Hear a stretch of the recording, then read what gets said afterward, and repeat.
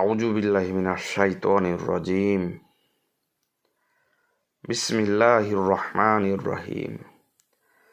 আজকের আলোচনার বিষয় হলো আর-রাদ, সূরা আর-রাদ। বিসমিল্লাহির রহমানির রহিম।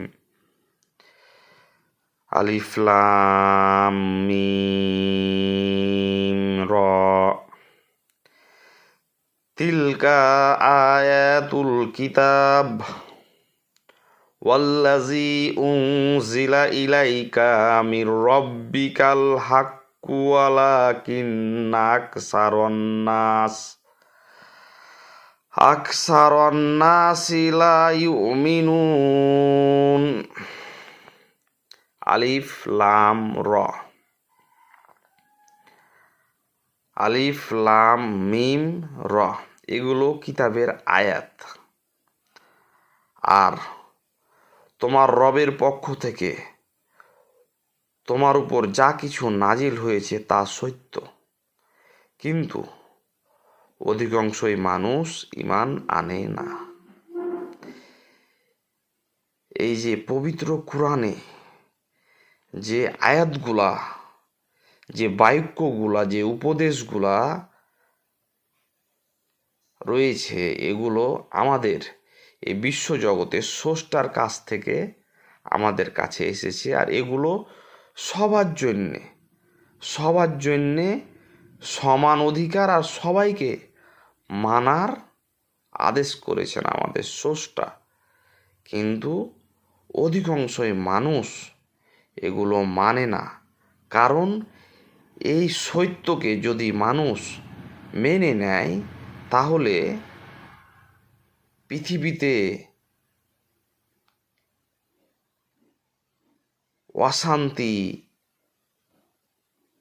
অশান্তি, অন্যায়, অত্যাচার, জুলুম, নির্যাতন, নিপীড়ন ধ্বংস হয়ে যাবে। তাই অধিকাংশই মানুষ এই সত্যকে মানে না। আল্লাহুল্লাযী রাফা'আস সামাওয়াতি বিগাইরি আমাদি তারাউনাহা সুম্মাস্তাওয়া আলাল আরশি ওয়া সাখখারাশ শামসা ওয়াল কমার কুল্লুন ইয়াজরি লিআজালিম মুসাম্মা ইউদাব্বিরুল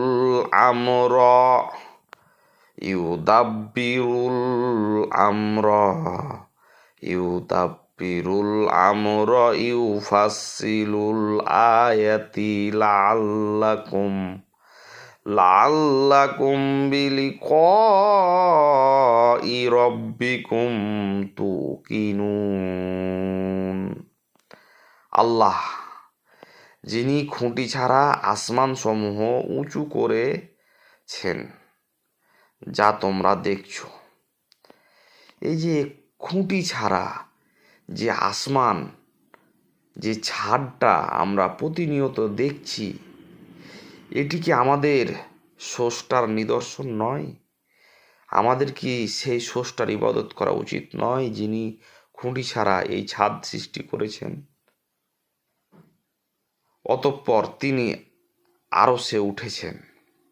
আমাদের স্রষ্টার স্থান রয়েছে একটা, তার নাম হচ্ছে আরশ।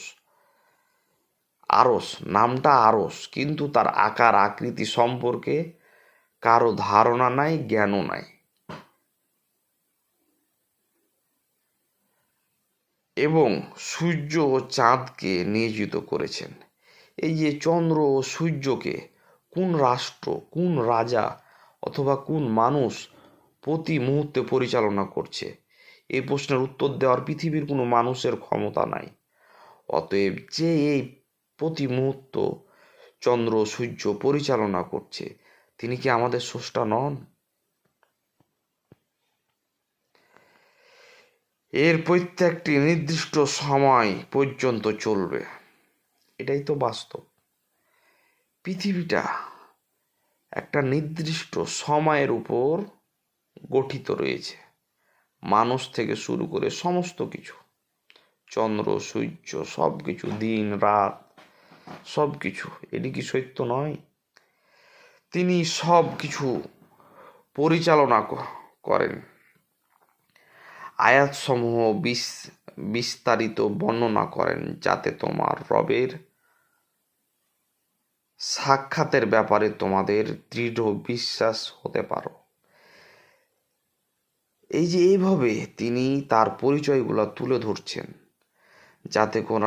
যাতে করে মানুষ তাদের স্রষ্টাকে চিনতে পারে, জানতে পারে, বুঝতে পারে, মানতে পারে। কিন্তু অধিকাংশই মানুষ জানে, বুঝছে, দেখছে, কিন্তু মানছে না। সমস্যাটাই এখানে। অতএব আমাদের উচিত যা এই সত্যকে স্বীকার করে নেওয়া, যিনি এই পুরো বিশ্ব সৃষ্টি করেছেন তিনি আমাদের স্রষ্টা, আর তারই ইবাদত করা উচিত। ওয়াহুয়াল্লাযী মাদ্দাল আরদা ওয়া জাআলা ফীহা রাওয়াসিয়া ওয়া আনহারা ওয়া মিন কুল্লিস সামারাতি জাআলা ফীহা যাওজাইনি ইসনাইনি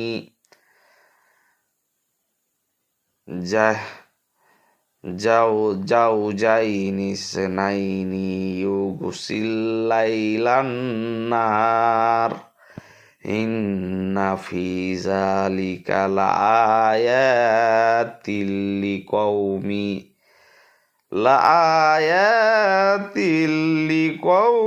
ইয়াতাফাক্কারুন। আর তিনি জমিনকে বিস্তৃত করেছেন। এই যে জমিনটা প্রতি মুহূর্তে বিস্তৃত করেছেন, আজও বিস্তৃত হচ্ছে।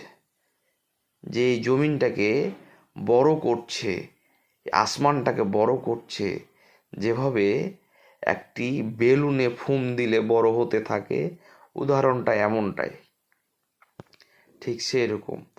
আর প্রত্যেক প্রকারের ফল তিনি জোড়া জোড়া করে সৃষ্টি করেছেন। এই যে ফলমূলগুলা কোনো বিজ্ঞানী কিংবা কোনো মানুষ তো সৃষ্টি করেনি, যে সৃষ্টি করেছে আমাদের জন্য তিনি তো আমাদের স্রষ্টা। আমাদের স্রষ্টার এর চাইতে স্পষ্ট আর পরিচয় কি হতে পারে বলুন? তিনি রাত দ্বারা দিনকে ঢেকে দেন, এটাই তো বাস্তব। এই যে দিনের পর রাত, রাতের পর দিন যে আসে যায়, এগুলা কোন বিজ্ঞানী, কোন ক্ষমতাবান দেশ কিংবা কোন শাসক করে থাকে? একমাত্র মহান স্রষ্টা ব্যতীত। নিশ্চয় যে কাওম চিন্তা ভাবনা করে তাদের জন্য এতে নিদর্শন রয়েছে। বাস্তবে আপনি একটাবার চিন্তা করুন, কে এই পুরো পৃথিবীটাকে পরিচালনা করছে? নিশ্চয় যে পুরো পৃথিবীটাকে পরিচালনা করছে তিনি তো আমাদের স্রষ্টা, তারই তো ইবাদত করা উচিত আমাদের। কিন্তু অধিকাংশই মানুষ ধন সম্পদের কারণে, নারী গাড়ি বাড়ির কারণে, সুখ শান্তির কারণে অস্বীকার করে সত্যকে। ওয়াফিল আরদি কিতাউম মাতাজাভিরাতু ওয়া জান্নাতুম মিন আনাবি ওয়া যারউ ওয়া নাখিলুন সিনওয়ানু ওয়া গায়রু সিনওয়ানি ইউসকা বিমাইন ওয়াহিদ ওয়া নুফাদ্দিলু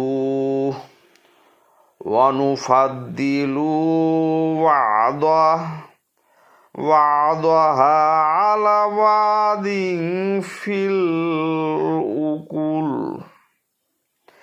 ইন্না ফী যালিকা লাআয়াতিল লিকাউমি ইয়াকিলুন।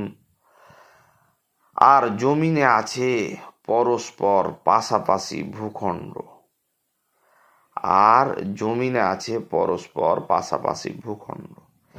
এই যে পরস্পর জমিনে পাশাপাশি যে ভূখণ্ডগুলো রয়েছে, এগুলা তো আমরা সৃষ্টি করিনি। কে সৃষ্টি করলো? নিজেকে প্রশ্ন করুন, তাহলেই তো আপনার সত্যিকারের সোর্সটাকে খুঁজে পাবেন। আঙ্গুর বাগান, শস্য ক্ষেত্র, খেজুর গাছ, যেগুলোর মধ্যে কিছু একই মূল্য থেকে উদ্গত আর কিছু ভিন্ন ভিন্ন মূল্য থেকে উদ্গত, যেগুলো একই পানি দ্বারা সেচ করা হয়, আর আমি খাওয়ার ক্ষেত্রে একটিকের অপরটিকে তুলনায় উৎকৃষ্ট করে দিই।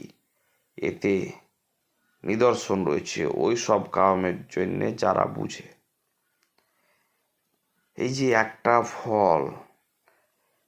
একটা ফলকে দেখুন, একটা ফলকে আমাদের স্রষ্টা কত রকম প্রক্রিয়ায়, কত রকম ভাবে পদ্ধতিতে আমাদের কাছে নিয়ে আসে, কিন্তু আমরা সেই ফলটা পাওয়ার পর কি আমাদের উচিত নয় সেই স্রষ্টার প্রশংসা করা, যিনি আমাদেরকে এই বিভিন্ন প্রক্রিয়ার মাধ্যমে ফলটা দান করেছেন? এই যে জমিনকে বিভিন্ন বিভিন্ন স্তরে স্তরে সৃষ্টি করেছেন, সেই স্রষ্টার কি ইবাদত করা উচিত নয়? এটি কি তার স্পষ্ট পরিচয় নয়? কিন্তু আসলেই চক্ষুমানেরা এগুলা দেখেও দেখে না, চিন্তা করে না। তাই সকল মানুষের উচিত একটিবার চিন্তা করা এই পৃথিবীর আসমান জমিনকে নিয়ে, তাহলেই মানুষ তার স্রষ্টাকে খুঁজে পাবে। এই বলে আমি আমার আলোচনা শেষ করছি। আসসালামু আলাইকুম।